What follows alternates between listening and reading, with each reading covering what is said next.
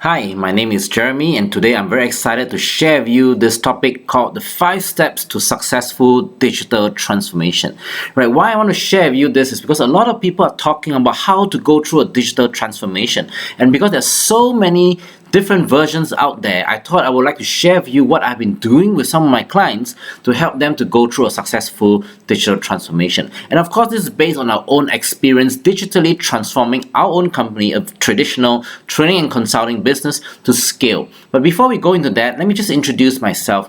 Again, my name is Jeremy. I'm a scaling up coach. I help companies to apply methods to scale their business, to grow many times, and that includes digital transformation. So what I want to share with you today has got to do with a problem that I see in many of my clients, and that is they embark on digital transformation projects that lead to nowhere. Now, how does this happen, right? You may think that there are a lot of experts out there, but today, if you just do this simple experiment, go and Google digital transformation and what it means, and you'll get so many different versions of an answer. Why? Because the guys who are selling a cloud system will tell you that digital transformation means you need to put your business on the cloud. Right? The people who are selling you an ERP system will tell you digital transformation is about putting an ERP system. And of course, the digital marketing, the software, the sensors guy, everyone will tell you that digital transformation means you buy and use their services and products. So that is why so many companies are so confused. What does digital transformation really mean? So some of them, they embark on some of these projects without an end goal in mind, and they end up spending a lot of money for all these kind of systems, but it doesn't actually lead to anything. And one of my clients actually spent $4 million on one of these systems, and it led to nothing, and he was so upset. So I'm helping him to rethink this whole thing about digital transformation, because it is really not so much about the technology, which is just a means, but what you're really thinking about is the business outcomes. Can you visualize what your business is going to look like when it's digitally transformed? Only then it makes sense to know whether you should get a cloud or to get an ERP or to get more data analytics systems, whatever, right? So today I'm going to share with you a 5-step process that we have developed, and that will be the framework that we can help you to navigate what we call the phygital world. See, because we've got to understand that digital transformation is really not just about putting in another system. It is really about asking ourselves, how do we do business in this phygital world, right? Where in the past, the physical is real, and the digital is like a small part, but now digital seems to be a big part, but they are actually combined together. You can't run away from the physical and the digital. Both are as real as each other, right? And now in the 21st century economy, every business is actually operating in the phygital world. So what does it actually mean? It means that our company must evolve. It means that our company must not just think about digital transformation as just putting in another IT type of system, but really how do we evolve our way of thinking, our way of doing business, understanding the way our customers have evolved to survive and thrive in a phygital world. Only then we can say our digital transformation has a clear outcome. So that is why I want to talk about the phygital world first. To help you understand, it's really about a sustainable digital transformation process that's more evolution than just implementing a new IT system. So these are the 5 steps that we have worked out. It's a 5-step digital transformation process, and we have used that in our own company to scale our business, our net profit almost 8 times with digital transformation. And I will take you through these 5 steps, and I hope that with these 5 steps you have a clear process that I hope will help you make sense of your digital transformation journey. So the first step is really about defining a digital vivid vision, right? It's to ask yourself this question: how will our company look like when we have finally undergone a digital transformation? Or what's our vision? How do we want to be with digital? The second is really about detecting and defending against disruptions. It's to really understand what is happening in your industry. And then the third one is to determine your digital strategy, because now you understand what's happening, whether disruptions are coming. Maybe you are going to be the one that's going to mount an innovative way of doing business that might disrupt other people. Then how's your strategy? How are you going to do it? And then the next one will be, now with this new strategy, Can we redefine our business model? Because like we talked about earlier, we need a business model that works in a phygital world, right? So what is that business model? And the last one is to develop a digitally ready organization, because all these things are good only if our people are ready. So let's jump into this. The first one is about defining your digital vivid vision. Early on, remember I shared with you that in our own company, we went through a digital transformation process, right? I remember in about 2016, we were redefining this digital vision. We've all along been a traditional education and consulting company. But we actually challenged ourselves and said, in our vision, eventually when we put digital transformation into the company, we need to become a e-commerce company and we need to be a media company. That means we don't just do training, we don't just do consulting, but we need to know how to do that in a e-commerce environment or in a media world where social media becomes ubiquitous. Everybody's on social media, everybody is part of a network. So these became a vision to say when we finally go through our digital transformation, we will be like that. So another example is Domino's Pizza, where you can see they say that we are an e-commerce company that happens to sell pizza. I want to challenge you to really think and say, when you have gone through a digital transformation process, are you still operating in the old mindset, or you have a new way of really rethinking of yourself as a digital business doing whatever traditional area you might be in? So we're really turning it around to develop a new vision for the business. Second step is to detect and defend against disruption. So normally people talk about the SWOTT, right? So I want to share with you this concept called SWOTT, right? The first few are the same: strengths, weaknesses, opportunities, threats, but also trends and technologies. What are the trends that are changing your customer behaviors? Remember this thing that nowadays everybody is part of a social network, right? So how does that change the way they behave? And of course, what technologies are coming up that will allow people to do business in a different way? So the technologies may give you new opportunities, or it may also be a threat. And that's how we understand about whether your business is going to be disrupted or not. Of course, in a detailed study of disruptions, there is a process to understand the value chain in every industry and whether your position in the value chain going to be kicked out or not, right? And that really depends on understanding the SWOTT. We look at your strengths, your weaknesses, and the weaknesses could be in the area of digital, opportunities that come out because of digital, threats because of digital, trends, and technologies.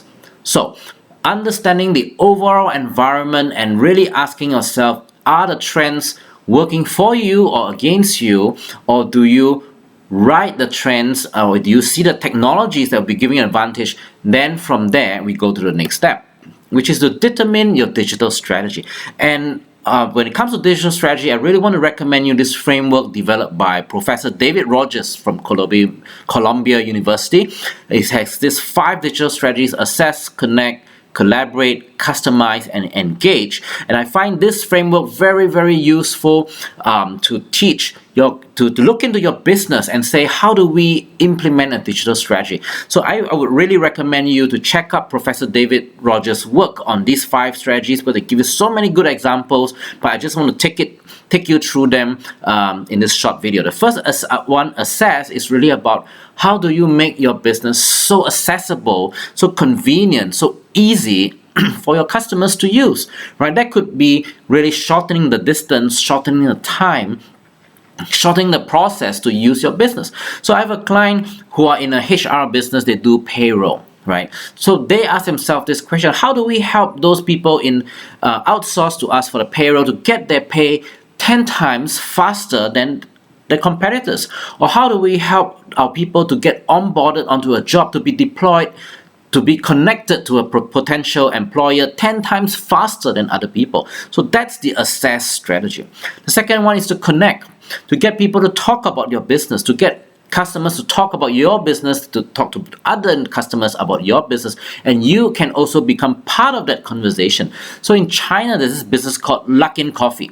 You may have heard of them because they're up and coming, really challenging Starbucks market position in China, and they are good at the connect strategy because they use this platform called WeChat, where they will geotag you if you live 1.5 kilometers away from a nearest coffee chain, and then they will get into the conversation with you, offering you coupons, promotions, and getting you to share with your friends, and they will share with even more friends. This is connect strategy. Next one is collaborate. How do you work with your customers to create value for your business? So one of my clients, they do furniture, and they told me that we have to have a big team of designers, so that one team of designers look at the taste in the US, another team look at the taste in China, so on and so forth. So I gave them this suggestion: why don't you run competitions, design competition in these different countries, and you only manufacture the top 10 designs, right? Give them attractive prices. I'm sure there'll be people who want to design and contribute, and this way you can really reduce the amount of work your designers have. And the bonus is that when you manufacture these designs, it is because the crowd says so. The crowd vote for the best designs.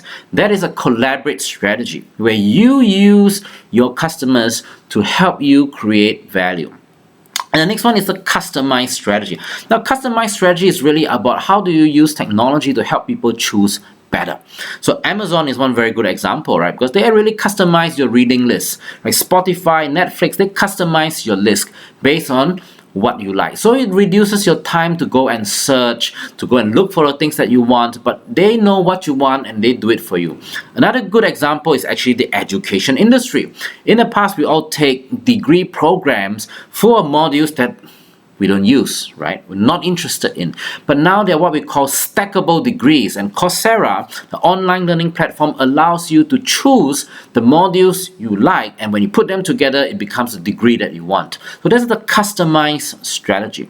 And then last one is engaged. How do you engage people that you previously could not reach or could not reach in a meaningful way? So in the past, you talk about marketing, it's push marketing, right? Pumping advertisements, but now it's really getting people to be engaged and want to talk to you. So one of my clients in the fashion business, and they look at the market that they did, the SWOTTT, and they say that trends is there are more and more online brands selling clothes. And these are small fashion companies that only exist online. They'll never attend a conference. They'll never attend a trade show. So you'll never be able to find them. So, but how do you reach out to them? They are part of a network. They are in social media. They're connected. And the only way to reach them is through an engage strategy. How do we create a kind of content that will draw them to want to connect with us? So we came out with a series of videos that deal with the pain points of these type of customers. We are not pushing to them the latest fashion design, what we are selling this season, but to talk to them about their pain points and how these pain points can be solved. And these people are starting to respond, right? And last time I saw the statistics, the number of leads have gone up exponentially. So that's the engage strategy. And once you have defined your strategy, how does that change your business model? Right? Because the business model has to change, because remember, we are no longer just in the physical world, but we're in the digital world. So our business model must be able to create new layers of value that digital will bring to our customers, and digital will enable our customers to enjoy. And the other question to ask yourself is, with digital, can your business model now reach out to new pools of customers and markets that previously you were not able to bring value to, you're not able to create value for? So one good example is Michelin tires, right? Everybody knows Michelin sells tires, but a tire is a low value product. But Michelin came out with a company called Michelin Solutions, which is to use data analytics and sensors in vehicles to study how the fleet is being used. And they promise that with that data, they'll be able to cut the expenses of how you run your fleet of vehicles, right? So for companies who are on the delivery line, your core business is really not to run that fleet, but to make sure you deliver goods on time.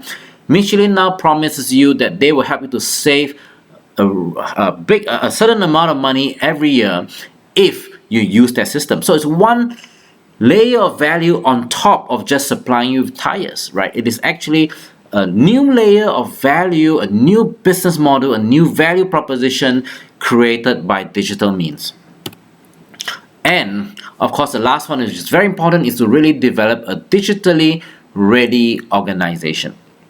when you talk about digitally ready organization, it really means that your people are able to embrace the changes and are able to navigate and have the skill sets to really capitalize on the benefits of digital transformation. And actually, this is the most important and also the hardest step, because it's always easy to buy a system, but to get people to leverage on that's totally different ball game, because you need them to develop the right skill sets and mindsets. And that is why when I went through a digital transformation process with a 60-year-old company, they came out with a 1-year plan to equip their people with the digital skills and mindset. So it is really about getting people to understand the new world that we are in and the new business model that they are operating in and the new value they have to create. And that requires a change in the way of thinking for a lot of people. Now, that means we got to work on people. We have a people development plan that involves a culture transformation. Then after that, we put in the systems, the data, the processes, to support this. So the systems alone, just having an IT system, but the people who do not know how to leverage it, does not make the impact. But you need a digitally ready organization with people who are ready for the 21st century. So that is the 5 steps that I want to share with you that I take companies through over a 1-year period. But I hope this at least gives you an understanding of where to start, because I don't want you to make the same mistake that so many of my clients have made, losing so much money in digital transformation, which leads to nowhere, because they do not have a proper framework to guide them through that process. Once again, my name is Jeremy. I'm a scaling up coach. I work with companies across Asia Pacific to scale their businesses, including digital transformation. And if you want to continue to get resources from us, join our YouTube page, Growth Catalyst Private Limited. That's where you will find more videos and more resources for you as you scale up your business. And if you want to get in touch with us, you want to talk to us, you need help, you want some tools, more resources, contact us at grow@growthcatalyst.com.sg. I repeat, grow@growthcatalyst.com.sg, and we will get back to you. So once again, thank you very much for your time listening to this video, and I hope this will really help you speed up your digital transformation and achieve your goals. Thank you very much. See you again.